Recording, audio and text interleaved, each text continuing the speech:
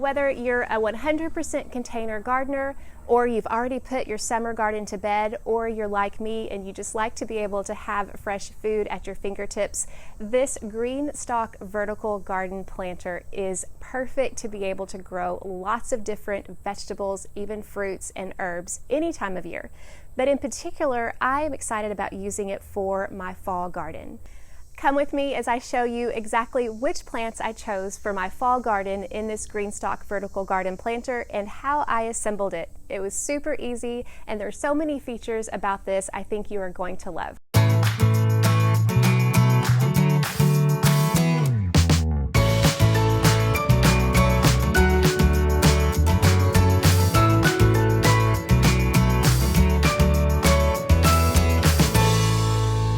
When I got my Greenstalk Vertical Garden Planter, it came with precise instructions on what kind of soil to use in the planter, and they recommend potting soil, not garden soil, not raised bed soil, but specifically potting soil. So I got this Pro Mix from my local landscaping company, and I'm also going to be adding in some bulk compost that I already had on hand. This is optional, but I wanted to add some bulk compost to add to the nutrition of the soil.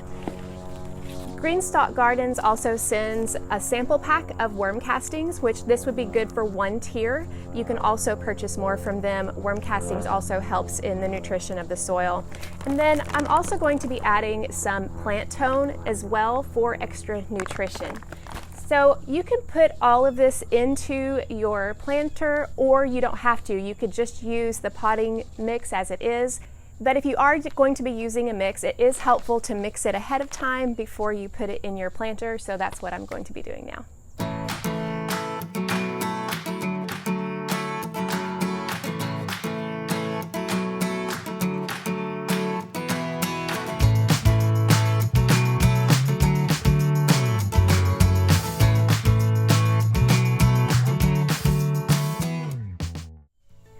To fill up each tier of the Greenstalk Garden Vertical Planting System, you just want to put your potting mix and fill it up completely. You don't want to pack it in because that soil needs to be aerated, so you just want to pack it to the very top.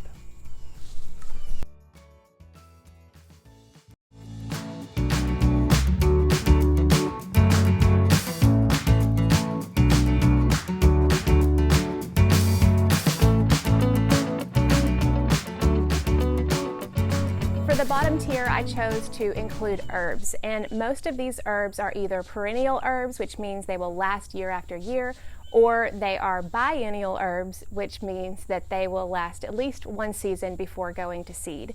For this planting, I chose first to do chives, which chives were something that I needed to divide anyway because I had them in another area of my garden. So I'm just going to tuck those in there. The second I'm doing is parsley. Now, parsley was something I tried to get as a transplant at my garden center, but it wasn't available. So I planted seeds. Parsley, though, is really hard to germinate quickly. So you can see it's just now starting to germinate. I'm gonna go ahead and put it in here, and hopefully it will continue being able to grow and to develop in here. If not, I'll add some more seeds and hope to plant it later. But putting parsley there. The next plant I'm doing is oregano. I already grow Greek oregano, but this is an Italian oregano, which I thought would be a nice little change. And I bought this one from my local garden center. This one will be one I'm excited will last year after year.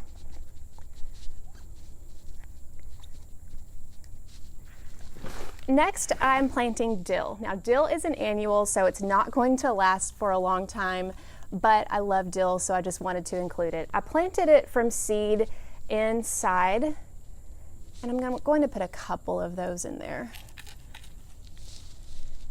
I know it won't last all that long, but hopefully it will get established enough in my fall garden to be able to produce something. And they got a little bit leggy when I planted them inside, so I'm going to go ahead and drop a few dill seeds in here, just so maybe I can get some more sprouting and maybe get a good established harvest of dill. Next, I'm going to do some more chives.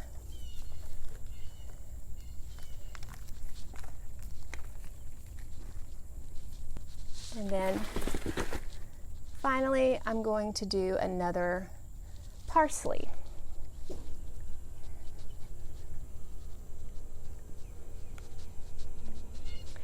I'm not going to water them in quite yet because the Greenstalk Vertical Garden Planter has a patented watering reservoir that will come through each layer.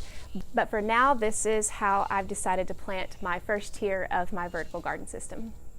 The Greenstalk Vertical Garden Planter can be ordered just as it is, and it can sit stationary wherever you want it to be. But they also have this optional mover, which I wanted to use because I like the idea of being able to move it out into the sun if my plants need a little bit extra sun. This will be really good when the days start getting shorter in the fall, but also it'll be perfect to put it into the shade. This would be perfect right now when it's still September and hot, and sometimes the temperatures can still be in the 80s and 90s, which is quite extreme for some of these crops.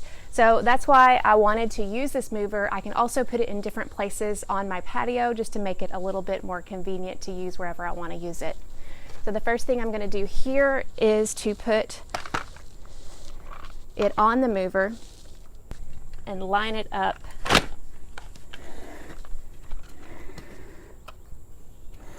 and then 3 of the 6 wheels have a brake where whenever you get your planter wherever you want it to be, you can put the brakes on those wheels. That way it won't go anywhere, and then when you're ready to move it, you can release the brakes and then move it to where you want it to go.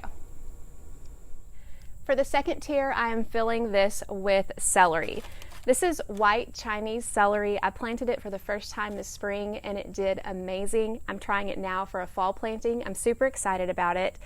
This celery actually will not grow much taller than it is now. This probably should have been planted a while back, but I was waiting for the temperatures to regulate. So basically I'm just going to do the same thing that I did last time. The reason I chose the celery to go on the second tier is because I knew it would be a little bit taller than some of the other plants that I'll be planting toward the top, and I didn't want it to shade out some of the other plants. Although shade is not a problem right now because we're really hot. When it gets closer to the winter time, shade will be really something that we don't want because we want to make sure that these plants get as much sun as they possibly can. Now that I've got that tier planted, I'm going to go and add it to my first tier. The next step is to put the disc on top. This is the watering disc. This is what helps distribute the water throughout this tier right here. You can see that there are little holes here that allow for the water to actually drip inside and water these plants evenly. Put that there.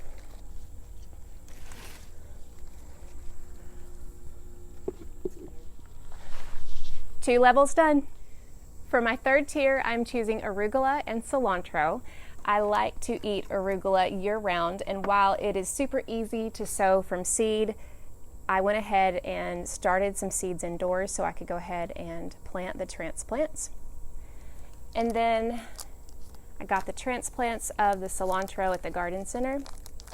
That way I could go ahead and get a head start, but I definitely need to be careful with these in the heat because they will bolt really fast, especially in this summer heat. So I'm hoping I can keep them cool enough, and if not, I do have cilantro seeds that I can sow and hopefully be able to get them for a winter harvest. Cilantro for me does better when it is the winter. A lot of the cilantro seeds just volunteer in my garden on their own. And a lot of times my best cilantro harvests are in the winter time because they love the cold weather in our winters. And you don't have to just have one arugula plant. Since I have 2 transplants here, I'm going to go ahead and tuck 2 in there. Arugula grows pretty tall. You can see right behind me, that's mature arugula, and it doesn't require a lot of space.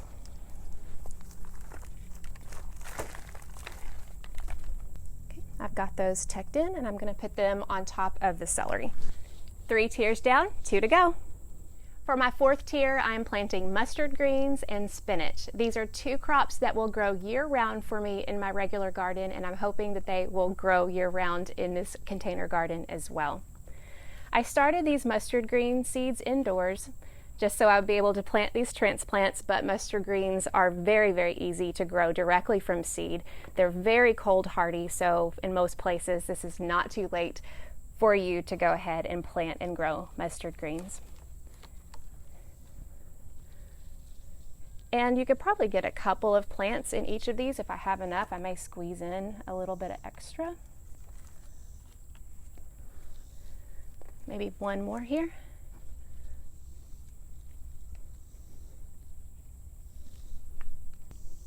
The good thing about mustard greens too is that when they start to bolt in the spring, they create these beautiful flowers that the early pollinators just love.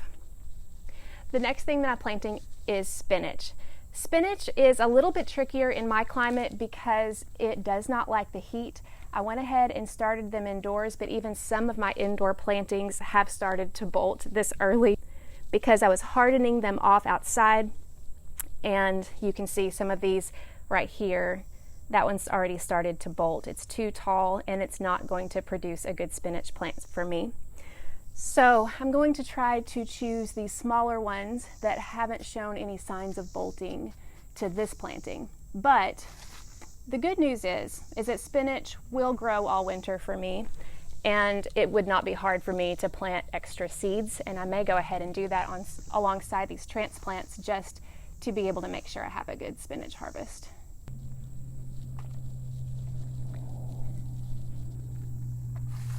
Okay, I think I'm going to leave these two here, and then I'll go ahead and plant some extra spinach seeds here so that way they can get started and get established from seed directly in this container.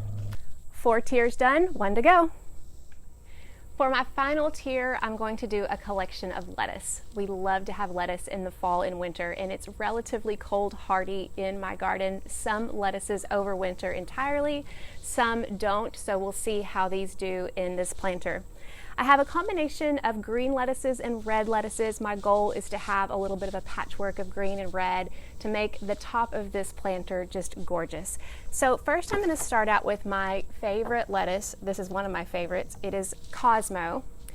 And Cosmo is one that I love to grow. It's a romaine variety and it's extremely productive. I grow it in my regular garden and I just love it. So I'm going to go ahead and put 2 big plants here, even though they grow, whoops, rogue beet here. You can grow beets in here, but I'm not going to this year.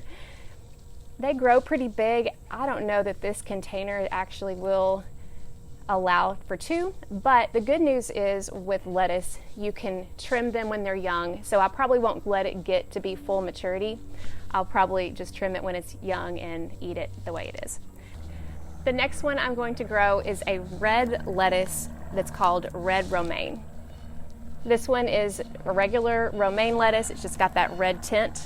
Very, very pretty. You can tell how easy this is to transplant having started these seeds in soil blocks indoors, but lettuce is super easy to grow from seed directly in your garden or in your containers. The next green lettuce I'm growing is Buttercrunch. Buttercrunch was one that last year survived all winter for me and then ended up creating the most beautiful harvest for me in the spring, and it lasted until it bolted in May. And this was a variety that I planted in October. This year I'm getting it an earlier start, so I'm hoping that it'll last a little bit longer. It's got a very good flavor, and as the name implies, it has a good crunch to it. The next red variety I'm going to grow is Merlot. Merlot is a red lettuce that is gorgeous. It grows a little bit smaller than some of the other varieties, but it has this deep red leaf to it that is so much fun to grow and I think will look beautiful in this planter. Next, I have the good old standby black-seeded Simpson.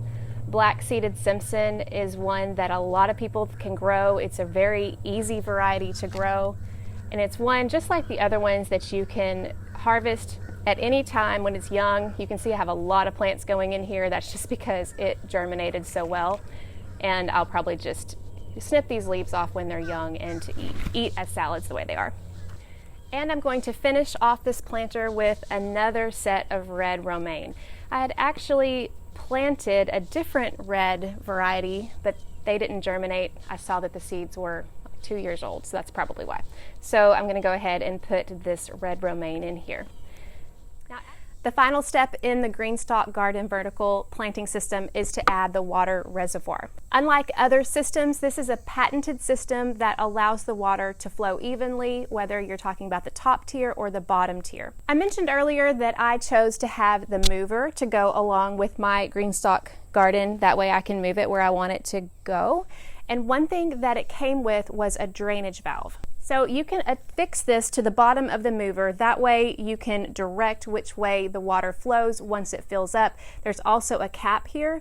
So if you wanted to make sure that it doesn't spill somewhere and you want to keep an eye on it, you can also cap it. For now, I'm not going to cap it. I'm just going to go ahead and affix it so that way I can have it going back toward the rocks instead of all over my feet.